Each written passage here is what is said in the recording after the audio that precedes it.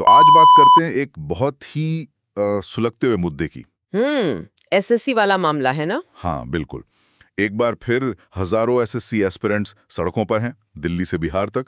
गुस्सा साफ दिख रहा है। और इस बार वजह है एसएससी फेज 13 परीक्षा। हाँ, सर्वर क्रैश हुए, परीक्षाएं रद्द हो गईं और छात्र एकदम हेल्पलेस महसूस कर रहे हैं।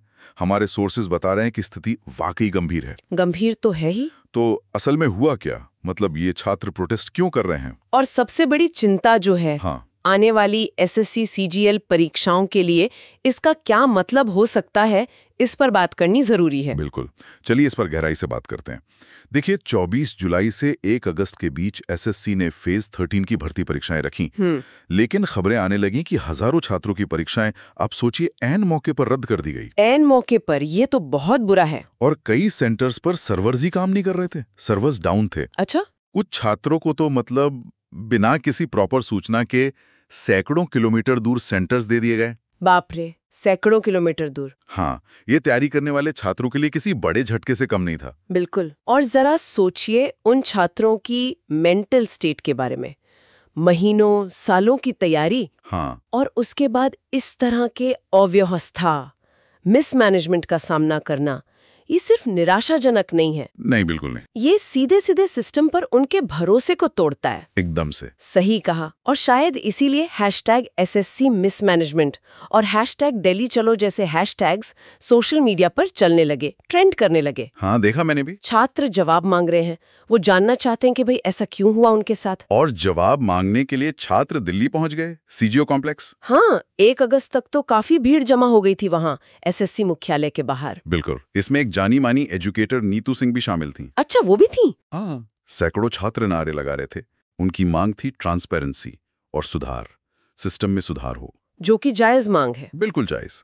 लेकिन फिर माहौल अचानक बिगड़ गया। दिल्ली पुलिस ने छात्रों को एसएससी बिल्डिंग तक जाने से रोक दिया। रोका क्यों? वही तो। और कुछ वीडियोस भी सामने आए जिनमें कथित तौर पर छात्रों पर बल प्रयोग, मतलब लाठीचार्ज और बदसलूकी होती दिखी। हाँ, वो वीडियोस तो देखे हैं, काफी डिस्टर्बिंग थे। स्थिति इतनी टेंस हो गई कि पॉलिटिकल बयानबाजी भी शुरू हो गई। अच्छा, किसने क्या कहा? दिल्ली के मुख्यमंत्री अरविंद केजरीवाल ने पुलिस कार्रवाई की निंदा की और अकाउंटेबिलिटी की मांग उठाई। मामला राजनीतिक भी हो गया मतलब। हाँ, ये सब देखकर वाकई चिंता होती है। बहुत दुखद है। अगर आपको भी लगता है कि इन छात्रों की आवाज सुनी जानी चाहिए और इस मुद्दे पर और बात होनी चाहिए, तो प्लीज इस वीडियो को लाइक और शेयर करना ना भूलें। हाँ, जरूर। अवेयरनेस फैलानी जरूरी है। अब आते हैं इस मामले के केंद्र में। एक कंपनी है एजुक्विटी। हाँ, ये एग्जाम वेंडर है। बिल्कुल, जिसे परीक्षा आयोजित करने का ठेका दिया गया था। छात्रों का आरोप है कि इस वेंडर का पिछला रिकॉर्ड ठीक नहीं है। क्या मतलब? कैसा रिकॉर्ड? कुछ तो यहां तक कह रहे हैं कि ये कंपनी पहले ब्लैकलिस्टेड भी रह चुकी है। अब ये बहुत गंभीर आरोप है। ब्लैकलिस्टेड? अगर ये सच है तो ये तो बहुत ही सीरियस बात है। लेकिन यहां मामला थोड़ा पेचीदा है। जब हम एसएससी का पक्ष देखते हैं। हाँ, उन्होंने क्या कहा? कमीशन के चेयरमैन ने एक ऑफिशियल बयान जारी किया। उन्होंने साफ कहा कि कोई भी ब्लैकलिस्टेड वेंडर शामिल नहीं था। अच्छा, तो उन्होंने आरोपों को खारिज किया? हाँ, खारिज किया और कहा कि जो दिक्कतें आईं वो अचानक आईं, टेक्निकल ग्लिचेस की वजह से थी, सर्वर इश्यूज वगैरह। Technical glitches? पर इस सफाई से क्या छात्रों का गुस्सा कम हुआ? मुझे नहीं लगता। बिल्कुल नहीं हुआ। एक भरोसे की कमी, एक ट्रस्ट डेफिसिट साफ नजर आ रहा है। वही तो, बात भरोसे की ही है।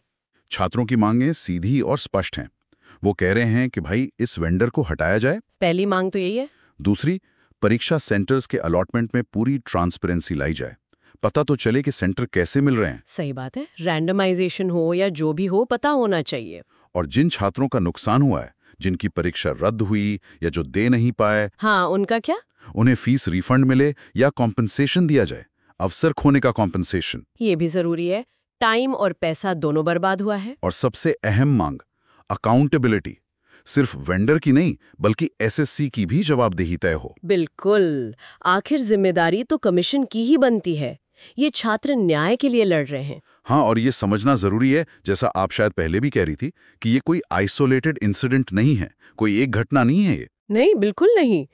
पिछले कुछ सालों को देखें तो भारत में कॉम्पिटिटिव एग्जाम्स में, चाहे वो एसएससी हो, यूपीएससी हो या राज्यों की भर्तियां हो, हाँ, टेक्निकल इश्यूज, पेपर लीक्स, देरी और परीक्षाएं रद्द होने की घटनाएं बढ़ी हैं। लगातार हो रहा है ये सब। ये तो सच है। और कुछ महीने में कोई ना कोई खबर आ जाती है। और ऐसी हर घटना, हर फेलियर छात्रों के मन में पूरी व्यवस्था को लेकर शक पैदा करती है।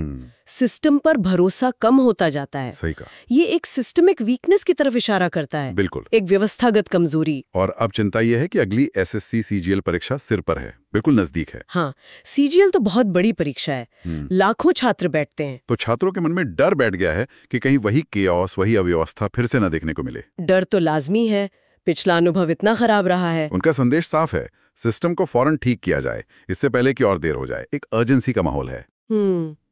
यहाँ एक बड़ा सवाल खड़ा होता है कि क्या इन विरोध प्रदर्शनों से, इस गुस्से से जो छात्र दिखा रहे हैं, क्या वास्तव में कोई ठोस बदलाव आएगा? ये $1 मिलियन क्वेश्चन है। या फिर शोर थमने के बाद सब कुछ पहले जैसा हो जाएगा, फॉरगॉटन स्टोरी बन जाएगी? उम्मीद तो नहीं है। और इस टूटे हुए भरोसे को वापस बनाने के लिए, सिस्टम में ट्रस्ट रिस्टोर करने के लिए किन सुधारों की सख्त जरूरत है, ये सोचने पर मजबूर करता है। बिल्कुल। ये स्थिति सीधे तौर पर लाखों छात्रों के भविष्य से जुड़ी है और इसे गंभीरता से लेना ही होगा, हल्के में नहीं ले सकते। नहीं, बिल्कुल नहीं। इस पूरे मामले पर आपकी क्या राय है? क्या आप भी किसी ऐसी परीक्षा से गुजरे हैं जहां ऐसी दिक्कतें आई हों? कमेंट्स में हमें जरूर बताएं, अपनी कहानी शेयर करें। हाँ, जरूर बताएं। और ऐसे ही महत्वपूर्ण मुद्दों पर गहराई से जानकारी के लिए ग्लोबल ज्ञान 27 को सब्सक्राइब करना ना भूलें। अपडेटेड रहें, जागरूक रहें।